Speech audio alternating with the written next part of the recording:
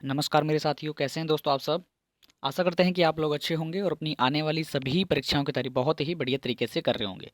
दोस्तों, एक महत्वपूर्ण जो प्रश्नों की श्रृंखला है आप सभी के टेस्ट के लिए बहुत ज़्यादा ज़रूरी ये श्रृंखला ऐड करी गई है और ये जो श्रृंखला है बहुत ज़्यादा इंपॉर्टेंट होगी आपके एग्ज़ाम के लिए। जैसे जो भी बच्चा जेएनयू, बीएचयू, जामिया, डीयू या एमयू की तैयारी कर रहा है या किसी कम्पिटिटिव एग्ज़ाम की तैयारी कर रहा है, UGC NET, JRF, TGT, PGT, KVS, NVS, UP TET, C TET, super TET, MP TET, जो भी तैयारी कर रहा है उन सभी के जो महत्वपूर्ण प्रश्न है जो कि बार बार एग्जाम में पूछे गए प्रश्न हैं, उन सभी को मैंने बारी से बारी सभी क्वेश्चनों को ऐड किया है। और ये जो प्रश्न श्रृंखला चलने वाली है बहुत ज़्यादा इंपॉर्टेंट होगी उन स्टूडेंट्स के लिए जो भी एंट्रेंस एग्जाम की तैयारी कर रहे हैं।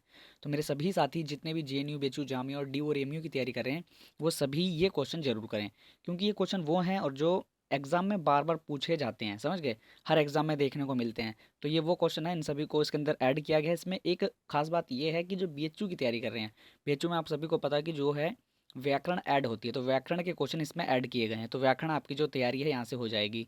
तो इसके अंदर इंपॉर्टेंट मैंने पूरा का पूरा आप सभी को बताया। देखिए, इंपॉर्टेंट ये है कि इसमें हिंदी साहित्य का इतिहास तो होगा ही, हिंदी साहित्य का इतिहास तो है ही, प्लस में जो व्याकरण के क्वेश्चन आते हैं वो भी है। वो महत्वपूर्ण प्रतियोगी परीक्षाओं के लिए हैं, सभी के लिए जितने भी तैयारी करें, हिंदी से एक क्वेश्चन भी कटेगा नहीं अगर आप यहाँ से तैयारी करेंगे तो। बार बार पूछे जाने प्रश्न ये है कि इसके अंदर जो भी इंपॉर्टेंट क्वेश्चन है जो कि बार बार आया है उसको लिया गया है केवल प्रश्न श्रृंखला में, समझ गए। प्रतिदिन आप सभी को ये श्रृंखला मिलेगी हिंदी साहित्य 2.0 पर, जैसे कि आप सभी जानते हैं जो कि इस चैनल पर ये वीडियो चल रही है, समझ गए। तो प्रतिदिन आप सभी जुड़ेंगे, आप सभी को ये प्रश्न श्रृंखला मिलेगी। बस आपको निरंतर पढ़ाई करनी है, निरंतर अपना जो है लगे रहना है, क्योंकि आप सभी को तैयारी करनी पड़ेगी, क्योंकि आप जिस चीज़ की तैयारी करें तो उसके लिए आपको टाइम देना पड़ेगा, समझ गए। तो बिल्कुल आप सभी को टाइम देना और अच्छे से पढ़ाई करनी है। सुबह आपका 9 बजे जो है मॉक टेस्ट आता है जेएनयू बच्चों के लिए, जो भी जेएनयू, बीएचयू, जामिया यो एंट्रेंस एग्जाम की तैयारी करें तो 9 बजे मॉक टेस्ट आता है मॉर्निंग में। और 9 बजे रात की जो क्लास होती है हमारी, रात में वो होती है चैप्टर वाइज। तो आदि काल खत्म हो चुका है, अब होगा आपका भक्ति काल, समझ गए। बिल्कुल यहाँ से करते हैं अपने फिर हम बार बार पूछे जाने वाले इंपॉर्टेंट क्वेश्चंस। तो पहली क्लास होगी, बिल्कुल बिल्कुल लाइक शेयर सब्सक्राइब तो करते ही रहना है, समझ गए। बिल्कुल सब्सक्राइब, लाइक, शेयर, कमेंट करना ही है सबको। शुरू करते हैं फिर अपना हम पहला क्वेश्चन। तो क्वेश्चन नंबर 1 है आपका, आपकी स्क्रीन पे आ चुका है, आप सभी इसका सही विकल्प बताएंगे। हिंदी साहित्य की मूल उत्पत्ति किससे हुई है, बताइए। हिंदी साहित्य जो है उसकी मूल उत्पत्ति कहाँ से हुई है? लौकिक संस्कृति, मगधी, वैदिक संस्कृति या शेरशाही अपभ्रंश। देखिए, हिंदी साहित्य की जो मूल उत्पत्ति हुई है वो आप सभी को याद रखना है। बिल्कुल जितने भी साथी बता रहे हैं ए बिल्कुल गलत है, ए भी नहीं है, बी भी नहीं है, सी भी नहीं है। शेरशाही, जो भी शेरशाही अपभ्रंश बता रहे हैं, बिल्कुल ऑप्शन नंबर डी हो जाएगा। जो भी एंट्रेंस एग्जाम की तैयारी कर रहे हैं उन सभी के लिए ये इंपॉर्टेंट क्वेश्चन होंगे। समझ लीजिए एक तरह का ये आपको क्वेश्चन बैंक है, समझ गए। क्वेश्चन बैंक है, इससे बहुत इंपॉर्टेंट क्वेश्चन लिए गए इन बैंक क्वेश्चन बैंक में, समझ गए। बिल्कुल दूसरा क्वेश्चन देखते हैं फिर। क्वेश्चन नंबर दूसरा है, यहाँ आपसे पूछा गया कि निम्नलिखित में से कौन सी भाषा संस्कृत भाषा का अपभ्रंश है। तो बताइए, आप सभी के ऑप्शन आप सभी के सामने है। देखिए, पहला क्वेश्चन है, पहला आपका ऑप्शन है ऑप्शन नंबर ए लिपि, बी खड़ी बोली, सी ब्रज या ऑप्शन नंबर डी पाली। तो बताइए इसमें सही विकल्प क्या होगा? निम्नलिखित में से कौन सी भाषा संस्कृत भाषा का अपभ्रंश है? तो आप सभी को याद रखना है ऑप्शन नंबर यहाँ पे हमारा डी हो जाएगा, बिल्कुल ऑप्शन नंबर डी पाली हो जाएगा। बिल्कुल ऑप्शन बी याद रखना आपको, दूसरे का डी हो जाएगा। बिल्कुल बढ़ते हैं फिर नेक्स्ट क्वेश्चन की तरफ। तो यहाँ पे आपका आ गया है व्याकरण का क्वेश्चन। बीएचयू वाले ध्यानपूर्वक मेरी बातों को सुना। देखिए यहाँ पे आपसे पूछ गए का, खा, गा और फा में से कौन सा उर्दू से लिया गया है। तो उर्दू से लिया गया आपको बताना है। का लिया गया है, खा लिया गया है, गा लिया गया है या फा लिया गया है। देखिए आप सभी को याद रखना है कि हिंदी में जो ना उर्दू से लिया गया है वो खा लिया गया है। ख्वा जो है एक तरह का उर्दू शब्द है, समझ गए। बिल्कुल व्याकरण यहाँ से आपकी कंप्लीट होने वाली है। क्वेश्चन नंबर चौथा है आप सभी के सामने, आप सभी इसका सही विकल्प बताएंगे। क्वेश्चन है आपका, कुरुक्षेत्र के रचयिता कौन है? कुरुक्षेत्र जो है उसके रचयिता कौन है? ऑप्शन आप सभी के सामने दिए हैं। तो ऑप्शन नंबर पहला है ए रामधारी सिंह दिनकर, बी भारतेंदु हरिचंद, सी केशवदास या डी प्रेमचंद्र। तो देखिए यहाँ जो हमारा सही विकल्प हो जाएगा रामधारी सिंह दिनकर जी पे हो जाएगा, ऑप्शन नंबर ए। क्वेश्चन नंबर पांचवा है, यहाँ से पूछा गया काव्य क्षेत्र में, काव्य क्षेत्र जो है उसमें प्रबंध शिरोमणि की उपाधि किसे दी गई है, बताइए। क्वेश्चन बहुत इंपॉर्टेंट है और आप सभी को याद भी होना चाहिए। क्वेश्चन जो है इंपॉर्टेंट है। यहाँ पे हमारा हो जाएगा option number A Suryakant Tripathi Nehra, B Harivansh Rai Bachchan, C Maithili Sharan Gupt या डी हरिओध जी। देखिए प्रबंध शिरोमणि की जो उपाधि दी गई है वो मैथिली शरण गुप्त जी को दी गई है, ऑप्शन नंबर सी हो जाएगा बिल्कुल करेक्ट आंसर।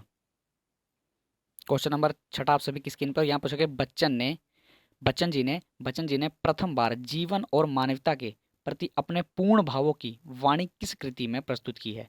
तो आप सभी को कृति दी गई हैं, 4 कृतियां आप सभी के सामने हैं। प्रणय पत्रिका, आरती और अंगारे, मधुशाला या ये सभी? बताइए इसका सही विकल्प क्या होगा।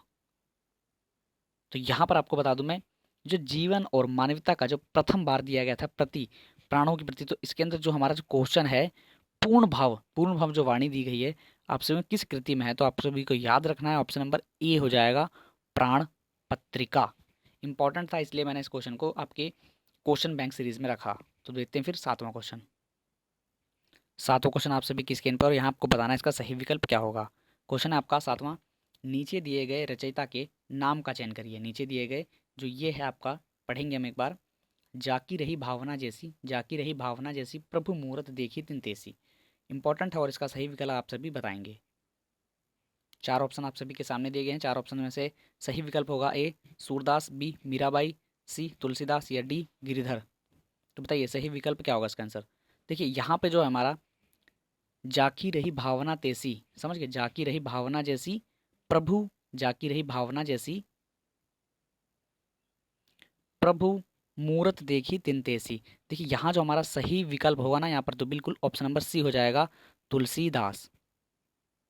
क्वेश्चन नंबर 8वां है आप सभी के सामने। यहाँ पूछा है चित्रलेखा के रचयिता कौन है। बहुत इंपॉर्टेंट क्वेश्चन है, ये बहुत ज़्यादा आया है टीजीटी एग्जाम में। टीजीटी एग्जाम में आया तो यहाँ से लिया गया है ये। तो यहाँ इसका जो सही आंसर होगा आपको बताना है, ए यशपाल, बी भगवती चरण वर्मा, सी सुमित्रा नंदन पंत या डी अमृतलाल नागर। देखिए जो चित्रलेखा जो है आप सभी को याद रखना है, इसका सही विकल्प हो जाएगा Bhagwati Charan Verma, option number B. Question number 9वां है आप सभी के सामने। यहाँ पूछा कि रामचरितमानस की भाषा क्या थी। ब्रज, भोजपुरी, अवधी, पाली। इंपॉर्टेंट है बताना है, रामचरित जो मानस है उसकी भाषा क्या लिखी गई थी, भाषा कौन सी थी। तो अवधी भाषा, तो याद रखना है अवधी भाषा। इंपॉर्टेंट क्वेश्चन, और ये ड्यू के एग्जाम में बहुत ज़्यादा देखने को मिलता है, इसलिए इंपॉर्टेंट क्वेश्चन बैंक की सीरीज में ये ड्यू का क्वेश्चन है। 10वां क्वेश्चन देखते हैं फिर। क्वेश्चन नंबर 10वां है और यहाँ पर लास्ट क्वेश्चन होगा ये।